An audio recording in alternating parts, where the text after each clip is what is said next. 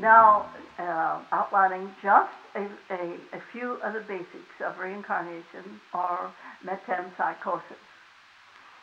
After the individual sets up on the inner worlds what it is he will do here, and he selects his family that he wishes to come into, and of course this is always a family where he has had associations, and usually negative associations, because this is the importance to work out his negations of the past. The positive deeds and acts and expressions take care of themselves. We need not be concerned about that. And so we select the family with whom we have karma, and especially these days of the Armageddon time, these karmic deeds and associations can be very, very drastic and severe. And so then man is brought into this family where he has negative ties. And although when this individual grows up and he will meet one of possibly the opposite sex, and the association seems to be a beautiful, harmonious one, and the association is carried on for some time, then the very first thing, the great friction and opposition and frustration and resentment begin to appear. And then they wonder why. And the reason is always within the past. Man is always and ever reliving his past, and just as soon as this cycle will come in, these past negations will come in and give both parties, and sometimes it's several parties, to take part. And in such family associations, how wonderful it is when people are aware of what we are doing, what life is all about. How wonderful it is that they can thrash these things out consciously, mentally, rather than physically, the old way, physically, with hammer and tongs. The very wonderful part about being Unarian, you can work out these past negations in one small fraction of the time that the average earth people who know not these principles.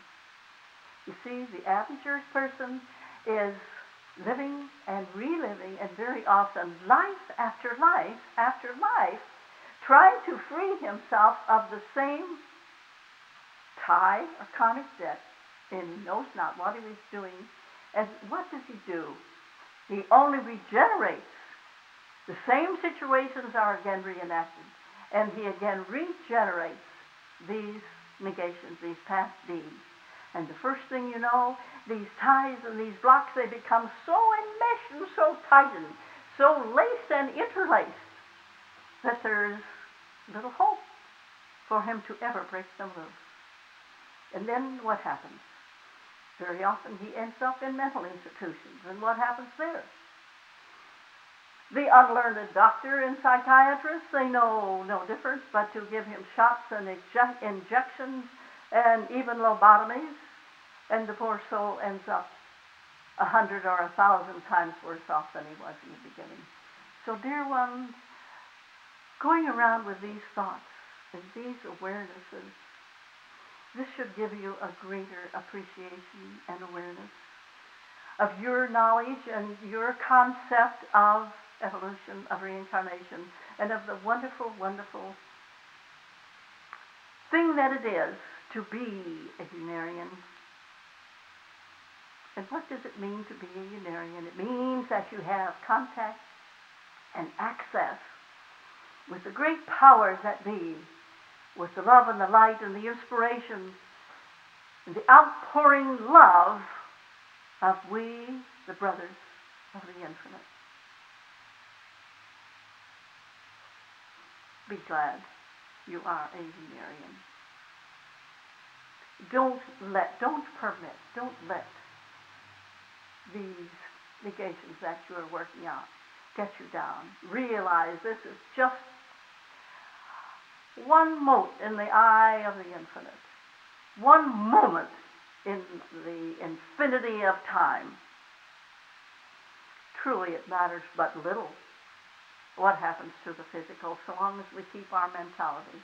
And I know what many of you are thinking right now, that you don't even have your mentality when we truly have these severe working outs. And I know. I know, believe me, I know. When we have really a severe working out, in the past, severe negative condition comes in where it has been a great negative block with the past and a karmic action on the part of the individual, and you become really sick, physically sick with it, then also does your mentality become very, very confused and blocked off. In these times, we must bear the watchword patience, persistence, a positivity, and progressive evolution ever. There is that forward step, there is that progressive evolution ever in our consciousness, ever in our future.